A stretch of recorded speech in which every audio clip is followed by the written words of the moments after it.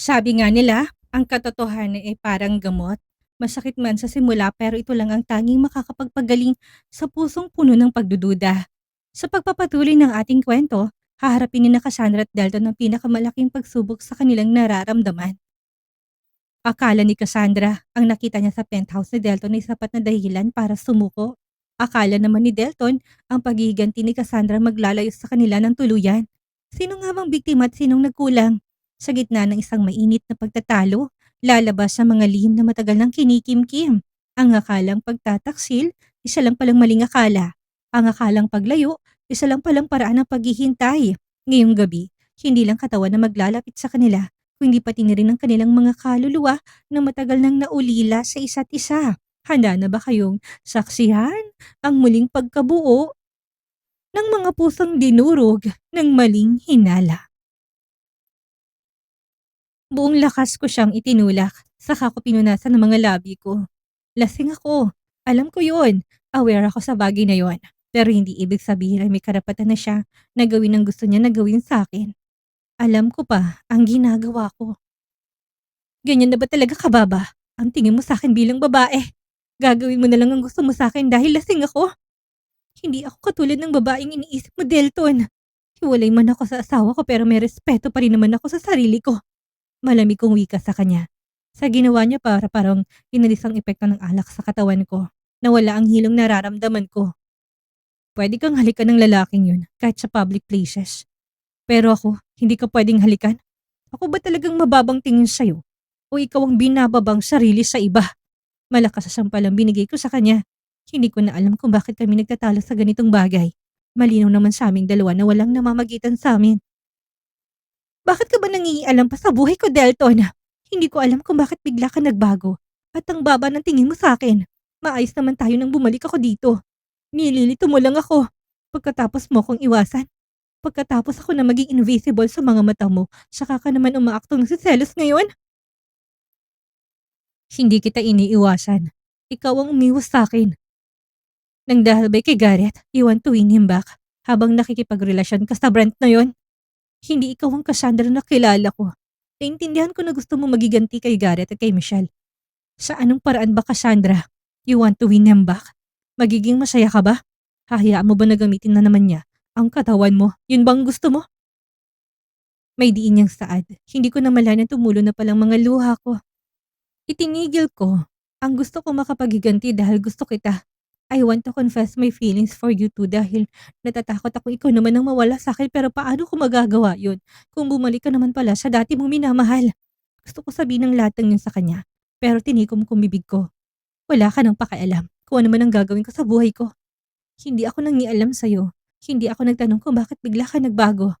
Bibigyan mo lang ako ng mixed signal. Don't hurt my heart anymore. I'm begging you. Walang gana ko saan saka ko lumabas ng CR pero sumunod siya sa akin at tinarang ako. Tell me, ikaw ang hindi ko maintindihan, Cassandra. Paano bang binibigyan kita ng mixed signal? Alam mo na kung anong nararamdaman ko para sa'yo. Nung sinabi mo sa akin na gusto mo magiganti, hinayaan kita. Sinuportahan kita. Akala ko ba gusto mo magiganti pero bakit ibang lalaking kasama mo? Galit niyang saad. Sinalubong ko mga mata niyang punong-puno ng pagtataka. Pareho na kami naguguluhan ngayon. Siya pang nalilito at naguguluhan ngayon. Siya pa ang biktima sa aming dalawa. Sino ba sa ating dalawa ang nahuli na may kasamang iba sa kama? Gusto ko nang umuwi. Tanging sagot ko pero hinawakan niya ako sa braso. Nasasaktan ako, Delton. Daing ko sa kanya. Sabihin mo sa akin para maging malinaw. Do you love me or not? Gusto ko lang malaman ang nararamdaman mo para sa akin, Cassandra. Tangina, kahit na masakit, kahit na alam kong mahawakan ka na naman ni Gareth, nilunok ko ang pride ko dahil mahal kita. Gabi-gabi akong pinapatay ng imahinasyon ko kapag alam ko na magkasama kayo ni Gareth. Kung ano-ano nang pumapasok sa isip ko pero wala akong magawa dahil gusto mong magiganti. Ang hindi ko lang matanggap. Malaya ka na namang nahawakan ni Gareth pero bakit kailangan mong ibigay ang sarili mo sa iba habang alam mong nandito lang ako para sa'yo? Anong klaseng utak ba meron ka, Delton? Kailan naman hindi ako nagpahawak kay Gareth? Nang maghiwalay kami, wala na rin nangyari sa amin at lalong wala rin nangyayari sa amin ni Brett. All I want is to take my revenge. Oo, nahawakan niya ibang bahagi ng katawan ko. But not my private part at kahit na nagiganti ako, hindi ko nibibigay sa kanya. Ikaw itong may kasamang ibang babae sa kama. Tapos magagalit ka sa akin dahil lang sa hinalikan ko si Brent. Kung talagang mahal mo ko, ganyan ba dapat ang ginagawa mo? Habang naghihintay sa akin, dapat may ibang babae na nasa tabi mo? Oo, alam ko na lalaki ka. May pangangailangan ka. Pero kung talagang sincere ka sa nararamdaman mo para sa akin, bakit kailangan nasa tabi mo si Tiana? Sigaw ko na halos maubusan ako ng hangin sa katawan. Lalo namang nagsalubong ang mga kilay niya na para bang hindi niya maintindihan ang sinasabi ko. Hilaw na lang ako natawa sa kanya. Nakalimutan niya na bang nangyari sa kanila ni Diana? Nagsiselos ka kay Diana? Nagsiselos ka ba dahil nakita mo siya na dumalo sa company anniversary? Ang babaw naman nun, Cassandra. Kumpara sa nakita ko kanina. Kumpara sa mga nakita ko nitong mga nakaraang araw. Tinignan ko siya na hindi makapaniwala. Mababaw? Mababang dahilan ba yun para sa'yo? Nakita ko kayo ni Diana. Nakita ko kayo magkatabi sa isang kama. Pareho kayong walang saplot at masarap ang tulog dahil pagod kayo sa ginawa niyong dalawa. Yun bang tinatawag mong mababang dahilan? Halik lang ang binigay ko kay Brent. Nagawa ko yun dahil gusto kong malaman kung posible ba na mahalin ko rin siya. Dahil alam ko na masaya ka na sa iba. Ikaw itong may ibang katabi sa kama habang naghihintay sa akin. Hindi ko ibinigay ang sarili ko kahit na sa kaninang lalaki. Ikaw itong may kababalaghang ginagawa habang nakatalikod ako. Tapos akong pagbibintangan mo? Takot ka lang sa sarili mong multo. Pag mo akong itulad sa'yo. You saw us? Tanong niya. Natawa naman ako sa kanya. Hindi niya ba aminin yun kung hindi ko sila nakita? Naiintindihan ko naman na may pangangailangan ka. Let's just stop this. Wala rin namang magandang patutunguhan ang nararamdaman natin. Akma sana kung tatalikod ng muli niya na naman akong pinigilan.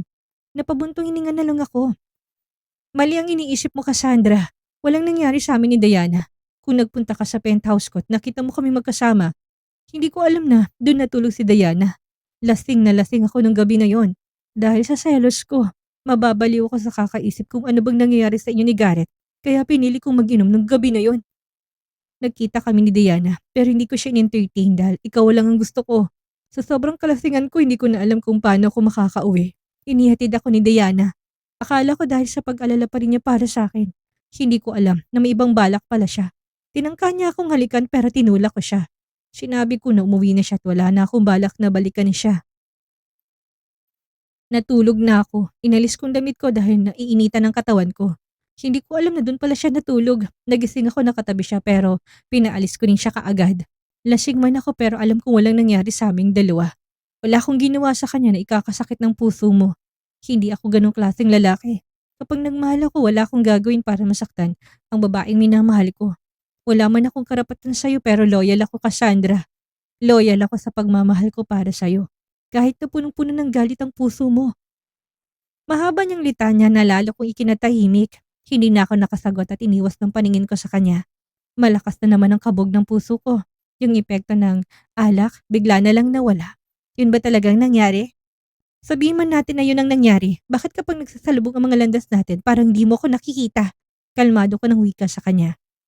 Ano ba talagang gusto mong gawin ko? Naguguluhan na rin ako. Nakiusap ka sa akin na huwag kang pakialaman sa pagiganti mo. Nung nakita ko kayong dalawa ni Garrett, sinadya ko hindi ka tignan. Dahil yun naman ang gusto mo, hindi ba? Nilampasan kita. Hindi kita nilingon kahit na gusto kong pigilan ka. Kahit na gusto kong hilahin ka na palayo sa kanya. Noong nagkita naman tayo sa restaurant, nginitian kita pero hindi naman pala akong kinakawayan. At nginingitian mo. Naghihintay lang ako, Cassandra. Hinihintay ko lang na ako naman ang priority mo. Paano ba dapat ako lumugar? Gusto mo bang lumayo na muna ako sa'yo? Gusto mo na wag na muna kitang pakialaman sa lahat ng mga plano mo pero kapag ginagawa ko naman yon, sasabihan mo ko na nagbago ako. Ako yung nililito mo dito, Cassandra. Pagpapaliwanag niya pa, hindi na ako makatingin sa kanya. Masyado na ako nag-isip ng mga pangyayaring hindi naman pala talaga nangyari. Napatingin ako sa kamay ni Dalton nang hawakan niyang kamay ko. Wala akong ginawa na hindi mo magugustuhan, Cassandra. Wala man akong karapatan sa'yo pero hindi kita niloko. Dagdag niya pa, malakas man ang kabog ng puso ko pero lakas loob ko na sinalubong ang mga mata niya. Matamis niya akong initian. Ikaw ang mahal ko. Ikaw ang gusto ko. Walang namamagitan sa amin ni Diana.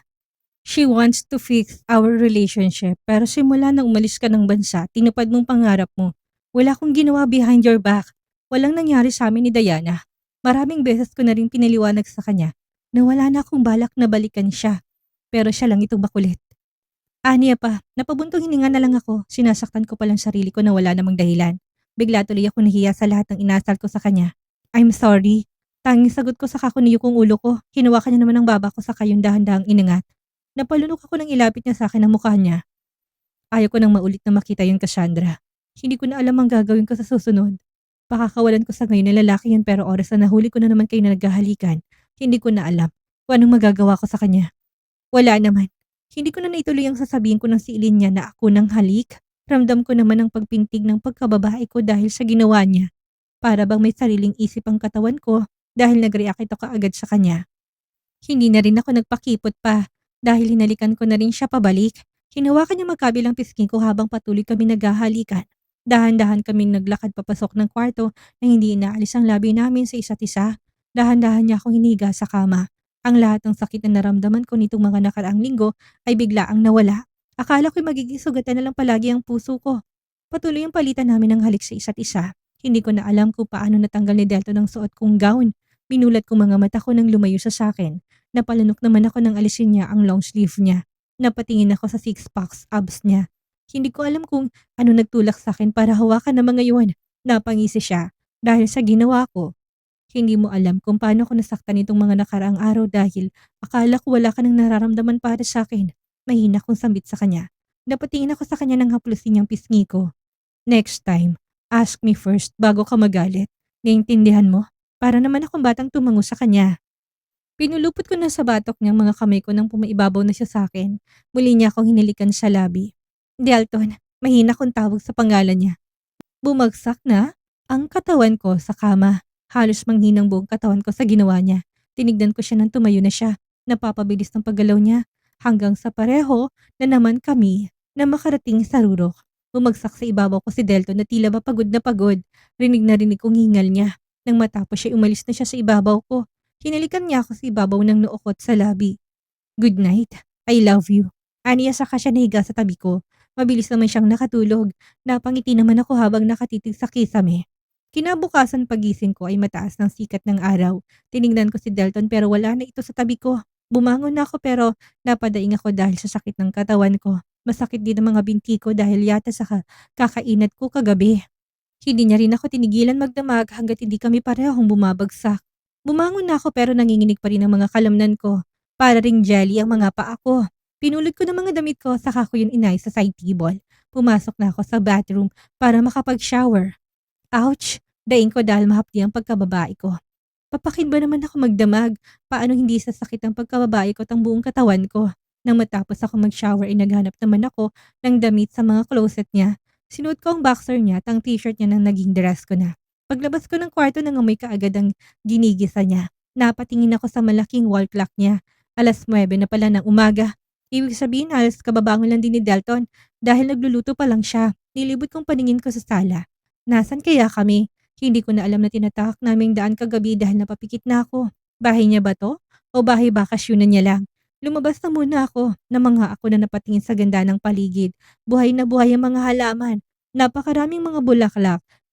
Mahahalata mo talagang alagang-alagang bahay na 'to. Nasaan ba talaga kami? Malinis din ang mga bermuda. Ang ganda-ganda ng bermuda, hindi siya mahaba. Alagang-alaga ng mower. Tahimik ang paligid, wala akong narinig na ingay ng mga sasakyan. Wala rin akong naamoy ng usok at alikabok. Mataas ang bakod pero kitang-kita ko pa rin ang mga katabing bahay. Mukhang wala na kami sa Metro Manila. Nilibot ko ang paligid ng bahay. May pool at magandang hardin din siya dito. Napakalinis ng paligid. Hindi talaga pinabayaan. Madalas kaya siya dito o sadyang malinis lang at maalagang nakuha niyang nangangalaga ng property niya. Naupo ako sa swing sa katudinuyan. Napangiti na lang ako para bang nakatakas ako pa sa matamala sa mga problema. Parang kilalang umiiyak ako dahil nasasaktan ng puso ko pero ngayon naman nag-uumapaw sa saya ang puso ko. Kasama ko lalaking mahal ko at ang mahal ako. Hindi ko na malayo matagal na pala ako sa hardin niya. Cassandra, rinig ko sa boses niya. Napatingin naman ako sa pintuan papasok ng bahay niya. Kanina ka pa ba gising? Pinuntahan kita sa kwarto pero wala ka na doon kaya hinanap kita sa paligid ng bahay. Nandito ka lang pala. Aniya nang lapitan niya ako. Where are we? Ang ganda ng bahay mo dito. Wika ko. Sa Cavite na to. Private villa ko. Kapag hindi ako mahanap sa Metro Manila, nandito lang ako. Sagot niya, napatango-tango naman ako saka ko muling pinagmasdan ng paligid. Ang ganda. Puri ko, do you like her? Pwede naman tayong umuwi dito every weekend. Napatingin ako sa kanya. Sinong dinala mo dito? Ikaw pa lang. Wala akong inuwing babae dito. Ikaw pa lang. Huwag mo kong pag-isipan. Natawa naman ako sa kanya. Masyado ka namang defensive. Saad ko sa kanya. Lumapit na siya sa harap ko, sa kanya ako itinayo. Kumain na tayo dahil baka ikaw pang makain ko. Pagbibiro niya. Napanguso na lang ako. Naglakad na kaming dalawa papasok ng bahay. Nasakit na nga yung private part ko eh. Hindi mo tinigilan hanggat hindi namamaga. Pagpahingahin mo naman kahit na ilang araw. Natawa naman siya sa sinabi ko. Really? I'm sorry babe. Nakakagutom ka naman kasing tingnan. Masakit pa rin talaga yung dulo ng alaga ko, so let's rest first. Natatawa niyang wika. Kinawit ko sa braso niyang mga kamay ko hanggang sa makarating kami ng kusina. Tayong dalawa lang bang tao dito? Tanong ko na makaupo ako. Oo, tuwing umaga at hapon na nagpupunta dito yung naglilinis. Walang natutulog dito. Sagot niya, tinignan ko mga niluto niya. Nakatakam naman ako at biglang nagutom. Nilabas ko nga pala lahat ng kinain ko kagabi. Oo nga pala, maalala ko. Napalinis mo na ba yung sasakyan mo? Tanong ko at lasing man ako pero naalala ko naman ang ginawa ko. Pinakuha ko na kay Ricky kagabi para mapalinis niya na. Nagsimula naman akong kumain. Ang sarap niya talagang magluto.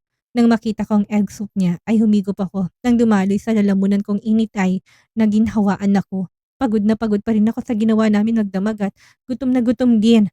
Pinaghiwa ko ni Delton ng niluto niyang steak saka yung nilagay sa pinggan ko. Ang sarap talaga ng luto mo. The best. Papuri ko. Talaga? Mas masarap naman ako dyan, babe. Aniya, giniwian ko na lang siya pero totoo naman yon. Masarap naman talaga siya. Every weekend ka bang nandito? Tanong ko. Hindi naman, pero kapag gusto ko mapag-isa nandito lang ako. Alam mo na kung saan mo ko hanapin kapag sakaling hindi mo ko makita. Nang marinig ko ang tunog ng doorbell ay napatingin ako sa pintuan ng kusina. Dito ka lang. Sino yon? Kuryoso kong tanong. Baka yung inutusan kong bumili ng pagbibihisan mo. Bukas na tayo uwi ng Manila. Sagot niya saka siya lumabas sa kusina. Pinagpatuloy ko naman ang pagkain ko. Na makabalik siya binaba niyang isang shopping bag. Pinalaba ko na kagad yan para magamit mo na. Tumango na lang ako sa kanya. Tinignan ko siya at napapangiti na lang ako. Ang gwapo niya talaga. Bagsak ng buhok niyang madalas na nakataas. Hindi ako sanay pero ang gwapo niya kapag bagsak din ng buhok niya. Nang matapos kaming kumain, niligpit na namin ang pinagkainan namin at ang mga ginamit niyang pagluluto saka kami tumambay sa pool niya. Nakahilig ako sa balikat niya habang nakaakbay sa akin ng isa niyang kamay. Siya nga pala, anong balak mo na kay Garrett ngayon? Tanong niya, napahugot naman ako ng malalim na buntong hininga. Pinag-iisipan ko ng mabuting desisyon ko at ayaw kong isugal ang isang taong nagmamahal sa akin ng totoo para lang magawa kong pagiganti ko. Ayaw ko nang ituloy pa. Siguro sapat na sa akin yung makita ko hindi magandang relasyon nila at lalo silang magkakagulo habang nasa paligid nila ako. Masaya na ako makita kung ako ang dahilan kung bakit hindi payapang pasasama nilang dalawa. Nung iniwasan mo ko at nakita ko kayong dalawa ni Diana sa iisang kama, natakot ako, nasaktan ako, akala ko pati ikaw, iiwan din ako. Ayaw kong hintayin na tuluyang mawala ka rin sa'kin para lang makapagiganti sa kanila. Gusto ko na lang ng payapang buhay ngayon kasama ka. Sagot ko sa kanya. Hinihilig niya naman sa ulo ko ang ulo niya. I'm happy for you. Kung ano man ang gagawin mo ngayon, nandito lang ako nakasuporta sa'yo. Mahal na mahal kita. Tandaan mo yan. Napangiti ako sa sinabi niya kaya mas sinigpitan kong pagkakayakap sa kanya. Sa pananatili namin sa private villa niya, ay pansamantala kaming nakatakas sa realidad. Pansamantalang katahimikan, kapayapaan, at malayo sa mga matang mapanghusga. Napakasarap sa pakiramdam, hindi ba? Sa wakas sa part na ito ay natuldukan na ang mga maling hinalat panunumbat. Nakita natin na ang tunay na komunikasyon ng susi para hindi tuluyang masira ang isang relasyon na pinangalagaan ng pag-ibig at loyalty. Ano nga ba ang aral na iniwan sa atin ni na Cassandra at Delton ngayong araw?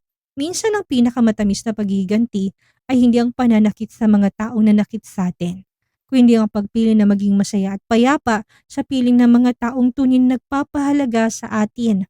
Pinili ni Cassandra na bitawan ng galit para yakapin ang pagmamahal. Dahil sa huli, ang katahimikan ng puso'y mas mahalaga kaysa sa anumang panalo laban sa kaaway. Ngayong nagkaayos ng ating mga bida at pansamantalang malayo sa gulo ng Metro Manila, ano kayang susunod na hakbang ni na Garrett at Michelle? Hahayaan na lang ba nila ang katahimikang ito o may bago na namang bagyong darating? Salamat sa inyong pagsusubaybay sa bawat pahina ng ating kwento. Kung nagustuhan yung kabanatang ito, huwag kalimutang mag-subscribe at i-share ang ating channel para mas marami pa tayong maabot na kakwentuhan. Muli, ako ang inyong narrator na si Miss Maria. Hanggang sa susunod na kabanata. Paalam.